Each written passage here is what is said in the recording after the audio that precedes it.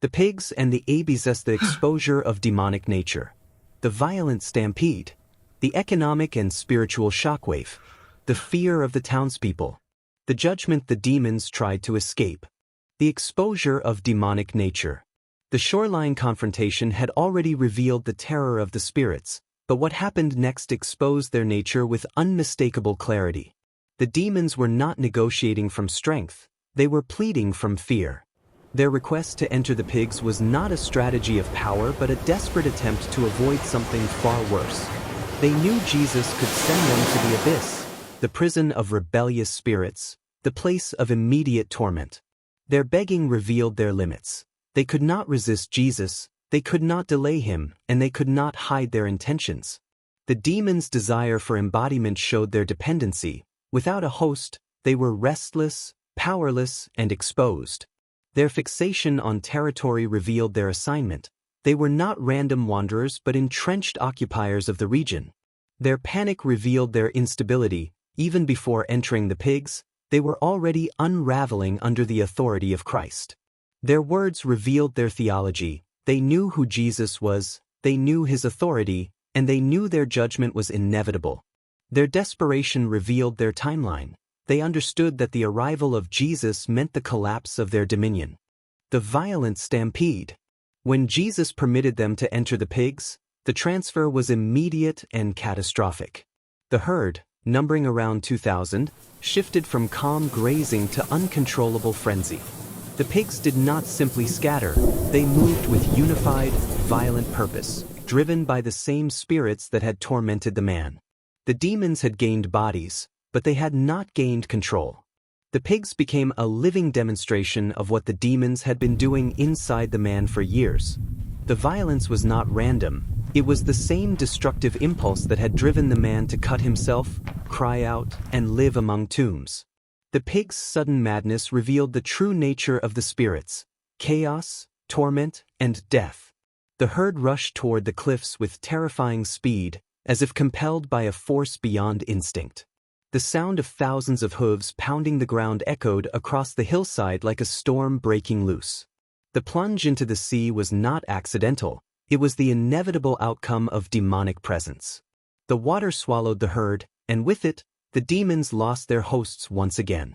Their attempt to avoid disembodiment lasted only moments. Jesus had outmaneuvered them completely. The economic and spiritual shockwave.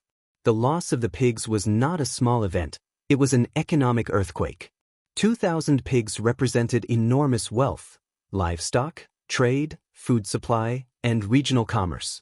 The owners and herdsmen watched their livelihood vanish in a single, horrifying moment. The spiritual realm had collided with the economic realm, and the shock was immediate. The region had tolerated the demoniac, but it could not ignore the destruction of its economy. The pig's death exposed the cost of demonic influence, hidden until Jesus brought it to the surface. The spiritual darkness that had oppressed the region was suddenly visible in economic terms. The people were forced to confront a truth they had avoided: the presence of evil always extracts a price. The deliverance of one man had disrupted an entire system built around compromise with darkness. The shockwave spread quickly. News traveled faster than the herdsmen could run. The region was now in a moment of decision, between the freedom Jesus brought and the stability they had built around spiritual bondage. The fear of the townspeople. When the townspeople arrived, they did not find chaos, they found order. The man who had been uncontrollable was now sitting calmly at the feet of Jesus. He was clothed, restored, and in his right mind, a living testimony of divine authority. The contrast between the drowned pigs and the restored man was impossible to ignore. Yet the people were not filled with joy, they were filled with fear. They feared the power that could command demons. They feared the authority that could overturn their economy. They feared the presence of a holiness that exposed their spiritual condition.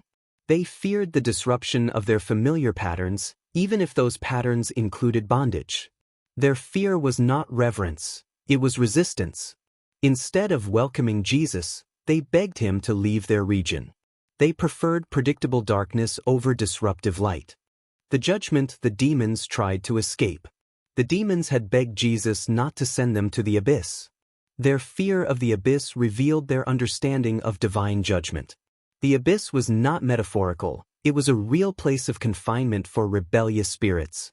The demons knew their time was limited, and their freedom was temporary. Their request for pigs was an attempt to delay the inevitable. But Jesus' permission was not mercy toward them, it was judgment upon them. Their new hosts died instantly, leaving the demons disembodied once again. Their territory was disrupted, their influence exposed, and their strategy collapsed. The man they had tormented was now a witness of Christ's power. The region they had dominated was now confronted with the reality of spiritual warfare.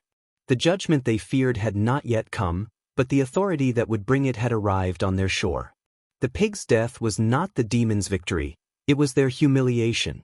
The abyss still awaited them, and Jesus had demonstrated that he alone controlled their destiny.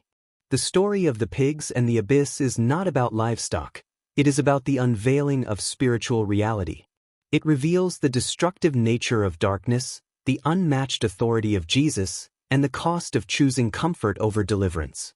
It invites every listener to see what the townspeople saw, and to respond not with fear, but with surrender to the one who brings true freedom. Thanks for watching and walking through the scriptures today. If you'd like to stay connected, feel free to like, subscribe, and tap the bell so the next teaching finds you when it's ready. May the Lord keep your heart steady in His truth,